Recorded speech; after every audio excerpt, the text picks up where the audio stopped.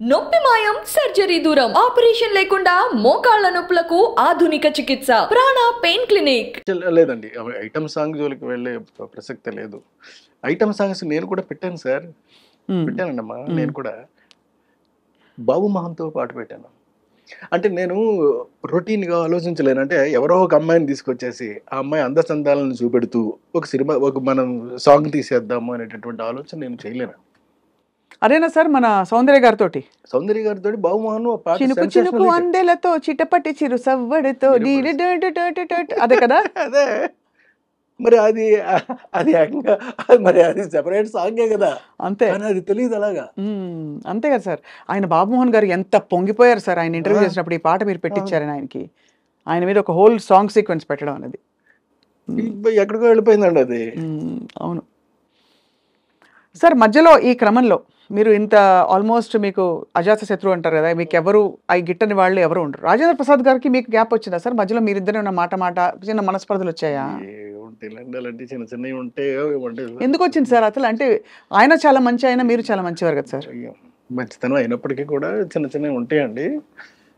ఇంకా అవన్నీ ఇప్పుడు ఎందుకు మళ్ళీ తిరిగి అంటే నేను అలాగే అనుకున్నాను సార్, కానీ మా ప్రవీణ్ తప్పకుండా ఇది అడిగి తీరాల్సిందే అని చెప్పాడు. ఎందుకంటే మాది కూడా ఇప్పుడు ఈ ఇంటర్వ్యూ కూడా మాకు ద నాలెడ్జ్ సార్.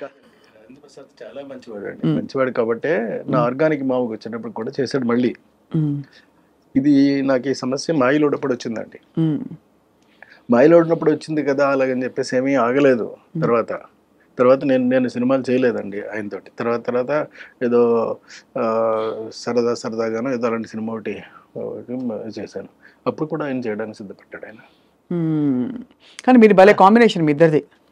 చాలా మంచోడు అండి, మనిషి మంచోడు. కాకపోతే చిన్న తిక్క ఏంటంటే చిన్న ఇబ్బంది ఉంటుందండి. చిన్న ఈగోనెస్ ఇంకోటో ఉంటాయి. బతిమాలకు చేయించుకోవాలి తప్ప. అదే సో యాక్చువల్లీ మీకు పెద్ద సవాలే మామూలుగా కూడా, అంటే అందరికీ చెప్పి మీకు కావాల్సినట్టు చేయించుకోవడం అనేది. బట్ అంత ప్యాషన్తో ఎన్ని సినిమాలు, ఎంత మంచి సినిమాలు తీశారు కృష్ణారెడ్డి గారు మీరు. అండ్ అన్ని హిట్లు, అన్ని గొప్ప పేరు తెచ్చుకున్నాయి, అవార్డ్స్ తెచ్చుకునే సినిమాలు ఉన్నాయి. అసలు యమలీలలో అలీ గారిని పెట్టాలి హీరోగా అని ఎంతమందికి స్ఫురిస్తున్నాడు? ఆ టైంలో ఉండదు ఎవరికి. అంటే అప్పటికి నేను బాగా ఎదిగి ఉన్నానండి. ఇప్పుడు ఏంటంటే అప్పుడు చాలామంది నాకు పెద్ద వాళ్ళు కబుర్లు చేశారండి, పెద్ద హీరోలు. అదేదో ఆలీని పెట్టి చేస్తున్నారట కదా మీరు, మేము చేస్తా ఉండేది అలాగనే. ఇవే ఇప్పుడు అంటే ఇప్పుడు వేరే పెద్ద హీరోలు, ఇప్పుడు మళ్ళీ కలుస్తామని చెప్పిన వాళ్ళు. బట్ అప్పుడు వేరే పెద్ద హీరోలు అండి. కానీ చెప్పారా మీకు అలీ గారిని కాదు నేను జాయిన్ చేస్తామని చెప్పారండి. చెప్పినా సరే నేను అలా కాదు, అది అలీ అయితేనే పండుతుంది ఆ సినిమా అని అంటే, సరే మీ ఇష్టం మీది చెప్పారు. అక్కడికి సౌందర్య కూడా చెయ్యను అని చెప్పిందండి. చేయనని చెప్పిందండి. అంటే అలీ గారి అడ్వాన్స్ తీసుకున్న తర్వాత చేయనని కూడా చెప్పేసిందండి. సినిమా చేయను, 15 రోజులు టైం ఉందండి, నేను చేయనలేదు. చేయకపోతే మానేయమ్మా, ఎందుకు చేయవు నేను తెలుసుకోవాలి మరి, ఎందుకంటే 15 రోజుల్లో ఉంది కదా మరి. అయితే లేదండి, పెద్ద హీరోలు అందరూ కూడా ఇలాగా ఆలీ పక్కన చేస్తున్నాము ఏమిటి అని చెప్పి కొంచెం హెసిటేట్ చేస్తున్నారండి అని చెప్పింది. సరే పాపం, సరే తప్పే ఉందమ్మా, నీ భవిష్యత్తు నువ్వు ఆలోచించుకోవాల్సిన అవసరం మాత్రం డెఫినెట్గా ఉంది. నువ్వు ఆలోచించుకో, ఏం ఇబ్బంది లేదు, నేను వేరే హీరోయిన్ పెట్టేసుకుంటానులే అని చెప్పి వెళ్ళి ఇంద్రజని ఫైనలైజ్ చేశానండి. ఏంటి సార్? ఇంద్రజ గారు ఇంద్రజని ఫైనలైజ్ చేసి, అప్పుడు ఏదో చిన్న బేబీ లైట్ లా ఉంటే ఆ లైట్ వేయండి అని చెప్పి ఏదో షూటింగ్లో ఉందండి ఇంద్రజ. లైట్ వేస్తే చూసి అమ్మాయి బాగుంది ఓకే అని చెప్పాను. అంటే నేను ఆలోచించాలి ఫేస్ వరకే కదా, నేనేమి ఇవన్నీ చూడవలసిన అవసరం నాకు లేదు. ఎప్పుడు అసలు మీరు ఒక అది అంటే కన్సిడర్ చేయలేదు సార్? ఫిగర్ ఎలా ఉంది? ఫిగర్ గురించి నేను పట్టించుకోనండి, ఫేస్ మాత్రం పట్టించుకుంటాను, చాలా ఎక్కువ పట్టించుకుంటానండి. ఎంతలాగంటే నేను బాగా డీపర్గా వెళ్ళిపోతానండి. అంత పర్ఫెక్షన్ వస్తుందా రాదా, ఎక్స్ప్రెషన్ అంటే కళ్ళతోటి చెప్పేది ఉంటుందండి, చిక్స్తో చెప్పేది ఉంటుందండి, నవ్వుతో చెప్పేది ఉంటుందండి, ఇట్లా రకరకాలుగా ఉంటాయండి, నొసలతో చెప్పేది ఉంటుందండి. ఇవన్నీ పలుకుతాయా పలకవా అని మాత్రం చెక్ చేసుకుంటానండి. చేసుకున్న తర్వాతే నేను ఓకే చేస్తానండి. సో అలా ఇంద్రజ గారిని అంటే కాకపోతే మరి కొంచెం ఇలా లావుగాను ఇలా ఉంటే ఇప్పుడున్నటువంటి టర్మ్స్కి కరెక్ట్ కాదు కాబట్టి కాస్త స్లిమ్గా కాస్త బాగా ఓకే ఇలా ఉన్నా, బట్ ఫేస్ మాత్రం చాలా ఎక్స్ప్రెసివ్గా ఉండాలండి. మళ్ళీ గుడ్గా ఉందా బ్యాడ్గా ఉందని కూడా నేను చూడనండి, ఎక్స్ప్రెసివ్గా ఉండాలి అది. అంటే చెప్తా ఉంటే చాలండి, చిన్న చిన్న అంటే ఇప్పుడు చూడండి, ఇప్పుడు నేను మీతో మాట్లాడుతున్నాను, నేను మాట్లాడుతూనే చిన్న చిన్న ఎక్స్ప్రెషన్స్ మీకు పలుకుతూ ఉంటాయి. అవును, అలా పలకాలండి. గ్రేట్ సార్, చాలా బాగుంది. అయితే మీరు ఇంద్రజ గారిని తీసుకొచ్చినాక మళ్ళీ ఎలా? ఇంద్రజ గారిని తీసుకొచ్చిన తర్వాత మళ్ళీ తర్వాత మాయిలోడి సినిమా కంప్లీట్ అయిపోయిందండి. తర్వాత ఎమ్మెల్యేల సినిమా కంప్లీట్ అయిపోయింది. అయిపోయిన తర్వాత శుభలగ్నం సినిమాకి వచ్చినప్పుడు సౌందర్య ఫోన్ చేసి, సార్ నేను ఒక చిన్న తప్పు చేశాను, నేను రెక్టిఫై చేసుకునే ఛాన్స్ కోసం నేను చూస్తున్నాను సార్, మీరు అవకాశం ఇస్తే. అదేంటమ్మా అంత మాట అన్నావు నువ్వు, అదేంటి నీ సొంత అన్నయ్య లాంటి వాడు నేను, చెప్పమ్మా నీకు ఏం కావాలో చెప్పు అంటే, లేదండి మీ సినిమాలో నేను కనీసం నిలబడినా సరే సరిపోద్ది, సౌందర్యం ఉంది అనేటటువంటి చిన్న పదం వినిపిస్తే చాలు నాకు. అలా సరేనమ్మా నేను ఏదోటి చేస్తానులే అని చెప్పి అప్పుడు ఈ సాంగ్ చేశానండి బాబు మోహన్ పక్కనే. మరి బాబు మోహన్ పక్కన చేస్తావా అని కూడా అడిగానండి. ఎస్ 100% చేస్తాను, ఎవరైనా నాకు అనవసరం అండి, మీ సినిమా అయితే చాలు నేను చేస్తాను అంతే అంతే చేసింది. ఎలా వచ్చి ఉంటుంది ఆవిడ రియలైజేషన్?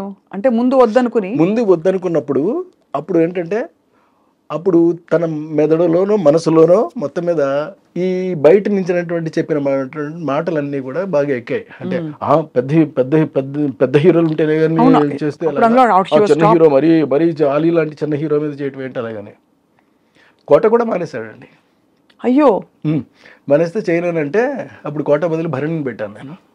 అందుకనే మీకు అప్పటి నుంచి కూడా నాకున్న అనుభవంతో అండి నేను చెప్తున్న మాట ఏంటంటే, క్యారెక్టర్ కన్నా చిన్న హీరోని పెట్టుకుంటే, చిన్న ఆర్టిస్ట్ని పెట్టుకుంటే ఎప్పుడు మీకు నో చెప్పే ప్రసక్తి ఉండదండి. మనం ఏమైతే అనుకుంటున్నామో అది ఎగ్జాక్ట్గా తీసుకురాగలుగుతాము.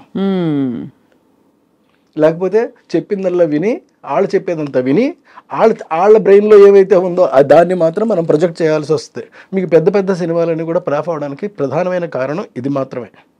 ఎందుకంటే వాళ్ళకి అంత బ్రెయిన్స్ ఉండవండి, అంత స్ట్రక్చర్ ఉంటుంది, బాడీ ఉంటుందండి, కానీ బ్రెయిన్ వాడతారు, అక్కడే వస్తుందండి మెయిన్ ప్రాబ్లం. లేని బ్రెయిన్ వాడేటటువంటి ప్రయత్నం చేయటం వల్లే మీకు సినిమాలన్నీ కూడా వరుసటి ఫ్లాప్ అవుతున్నాయి.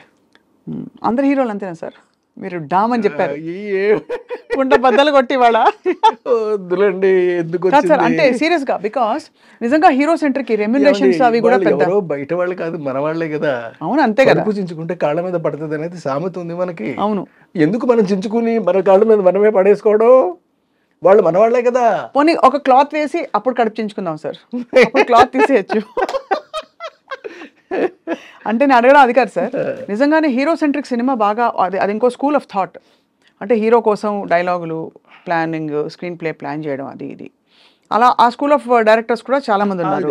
వాళ్ళు కూడా సక్సెస్ఫుల్ గా రన్ అవుతున్న వాళ్ళు ఉన్నారు తప్పకుండా. అవును కదా సార్, అంతే కదా. కథే ఇదిగా పెట్టుకున్న వాళ్ళందరూ కూడా కథ మీద రన్ అవుతారు సార్. సినిమా మీద, సినిమాకి దానికి సంబంధించినటువంటి అనువుగా హీరో మంచి అన్న చేయొచ్చు, చెడు కూడా చేయొచ్చు అండి. ఏదైనా చేసినా సినిమా హిట్ అవ్వడానికి ఏం కావాలో అది మాత్రం కోరుకుంటారు, దాన్నే ప్రజెంట్ చేస్తారు, అప్పుడే డెఫినెట్గా ఆడతాయి కూడా అండి.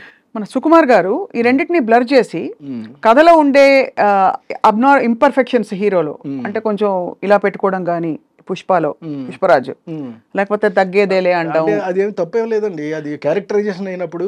అప్పుడు మరి వాళ్ళు పెద్ద హీరోలు అయ్యింది, స్టార్ మెటీరియల్ అయ్యింది కూడా, వాళ్ళు ఒదిగిపోయినట్టే కదా క్యారెక్టర్ లో. అల్లు అర్జున్ గారు ఫర్ ఎగ్జాంపుల్ రియల్లీ అక్కడ చాలా బాగా చేశాడండి అతను. అవును, నేషనల్ అవార్డు వచ్చింది ఆయనకి.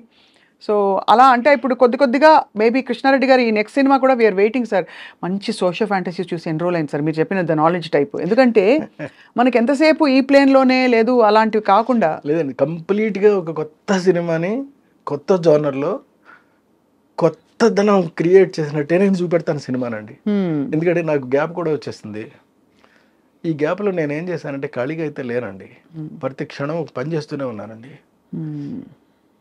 అందులో కొన్ని పనులు చెప్తాను మీకు ఏం చేశాను అని. నేను రాబోయేటటువంటి నా జీవితానికి సరిపడా నేను కథలన్నీ అల్లేసుకుని రెడీగా పెట్టేసుకున్నానండి సినిమాలు తీయడానికి. నా దగ్గర ఇప్పుడు 10 కథల స్టోర్ ఉన్నాయండి, బాబా స్టాక్ ఉన్నాయి.